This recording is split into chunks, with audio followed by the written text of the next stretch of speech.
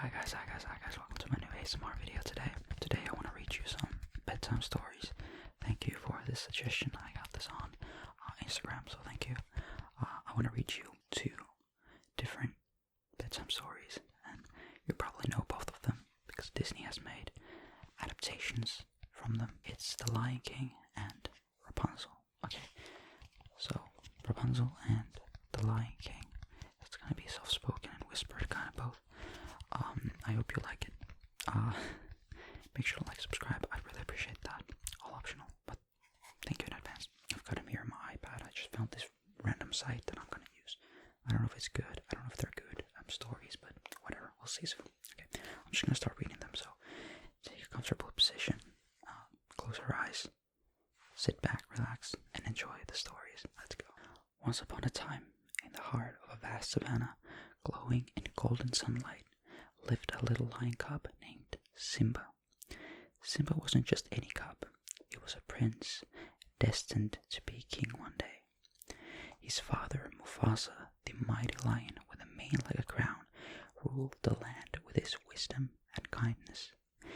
He taught Simba all about the circle of life, a beautiful way of explaining how everything in the world was connected. Just like the sun sets to make way for the moon and the grass feeds the zebras, everything had its place and purpose. Simba's best friend was Nala, a playful little lioness with fur as golden as the sun. Together they explored the savannah, chased butterflies, and pounced on imaginary enemies. Two little adventurers with the whole world ahead of them. One day, Simba's sneaky uncle, Scar, a cunning lion with a dark mane, decided he wanted to be king instead of Simba. He tricked Simba and his father into a dangerous stampede of wild beasts. Mufasa, trying to save Simba, got caught in the rushing herd and was tragically lost. Simba was very sad and scared. He ran away from the Bright Lands, his home, feeling alone. He stumbled into a lush jungle far away from everything he knew. There he was found by Timon and Pumbaa, a meerkat and a warthog who lived by the motto, Hakuna Matata, no worries. Timon and Pumbaa, though different from Simba, cared for him like family. They taught him to forget his past and enjoy the carefree life in the jungle. Simba grew bigger and stronger, forgetting his royal lineage and the responsibility that came with it. Years passed, and Simba became a handsome young lion. One day, while chasing a clever bug named Rafiki, the wise mandrill who served as the royal advisor, Simba bumped into Nala, now a beautiful lioness. Nala was surprised to see Simba, but was also worried. She saw that Simba had forgotten his past and the troubles the Pride Lands faced. The mean uncle, had become king and turned the once flourishing land into a barren wasteland. Scar's time as king was marked by laziness, selfishness, and not caring about the circle of life. Nala begged Simba to come back and be the true king. Simba, unsure at first, remembered the things his father taught him and the pride he felt being Mufasa's son. He realized he couldn't ignore his responsibility and let Scar keep ruining the Pride Lands. With new courage and Nala by his side, Simba journeyed back home. He met with Rafiki, who reminded him of who he truly was, a future king. Rafiki also showed Simba his reflection in the water, where he saw his father's eyes staring back. Simba understood. He was Mufasa's son and the future king. He couldn't let fear stop him anymore. He had to fight for what was right, not just for himself, but for the whole Pride Lands. Simba returned with a roar, challenging Scar for the kingship. A big fight happened, Simba remembering his training and fighting with the courage of a true king.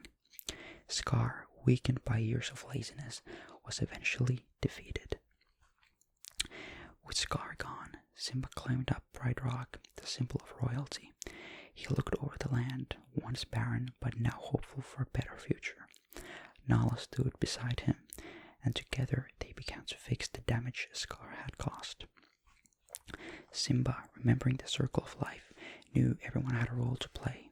He restored the balance in the Bright Lands, allowing the animals to live in peace and harmony. Simba became a wise and fair king, just like his father. And so the little lion cub who once ran away, scared and alone, returned as a strong and responsible leader. He had learned that facing your fears, honoring your family, and understanding the circle of life were the true marks of a king. The end. Wow. Wow, how amazing was that? Wow. This was such a good story. I hope you liked it. I really love The Lion King, and especially the movies. They're super good. Okay, let's get to Rapunzel now. Let's go. Okay, let's read Rapunzel's story now. This may be a little bit different from the Disney version, but whatever. We'll see what it's like. Once upon a time, in a land far, far away, there lived a young girl named Rapunzel. She was known throughout the kingdom for her long golden hair, which flowed like a waterfall down the tall tower she lived in. Rapunzel's story began many, many years ago when she was just a baby. Her parents, the king and queen, were so happy when she was born, but their joy turned into sorrow when an evil witch, who was angry at the kingdom, put a curse on the young princess. The curse made Rapunzel's hair grow long and filled it with magical powers. To keep Rapunzel safe, the king and queen decided to send her to live in a hidden tower deep in the forest. They knew the witch would never find her there. The tower was so tall that it touched the sky, and it had no doors or stairs. The only way to enter the tower was through a small window at the very top. As the years passed, Rapunzel grew into a lovely young girl. She spent her days reading, painting, and singing songs that echoed throughout the forest. Her only company was the forest animals who visited her, and she named them all. There was Whiskers the rabbit, Feathers the bluebird, and Fluffy the squirrel. She loved them dearly. Now, as the story goes, there was a brave and kind-hearted prince who lived in a neighboring kingdom. He had heard rumors of the beautiful girl with the long, golden hair locked away in a tower. He was determined to find her and rescue her from her lonely life. One day, as he was riding through the forest on his white horse, he heard a sweet voice singing in the distance. The song was so beautiful that it drew him closer and closer to the tower. He followed the sound of the singing until he found himself standing beneath Rapunzel's window. Rapunzel had never seen a prince before, and she was both surprised and delighted when she saw him. She leaned out the window, and her long hair fell down like a golden waterfall. The prince was captivated by her beauty and the enchanting sound of her voice. "Who are you?" he called up to her. Rapunzel was equally entranced by the prince's handsome face and gentle manner. "I'm Rapunzel," she replied, "and I've been locked away in this tower for as long as I can remember. Who are you, and why have you come here?" The prince introduced himself and told her about his quest to find the girl with the long golden hair. Rapunzel's heart skipped a beat. She had never met anyone outside of her animal friends, and the prince's presence filled her with a mixture of excitement and fear. As they talked, the two young people grew closer and closer. They laughed, shared stories, and found that they had much in common. Rapunzel's beautiful singing voice enchanted the prince, and he vowed to come back every day to visit her. The visits from a prince became the highlight of Rapunzel's life. She looked forward to seeing him more and more with each passing day. As for the prince, he was falling deeply in love with Rapunzel. He even wanted to spend the rest of his life with her. But there was a problem. The witch who had placed the curse on Rapunzel had discovered the prince's visits. She was furious and determined to stop the two from seeing each other. The witch knew that if Rapunzel's hair was ever cut, its magical powers would be lost forever. So she came up with a wicked plan. One evening, when the prince arrived at the tower, he called out to Rapunzel as usual. "Rapunzel, Rapunzel, let your hair down," he cried. Rapunzel leaned out the window and tossed her hair down for the prince to climb up. But as the prince reached the top, he was met not by Rapunzel, but by the angry witch. She held a pair of scissors in her hand, and before the prince could react, she cut off Rapunzel's golden locks. Oh no! Rapunzel cried out in pain and sadness. The witch banished the prince from the tower, and he was forced to leave Rapunzel behind. She was heartbroken, and the tears that fell from her eyes were like drops of gold.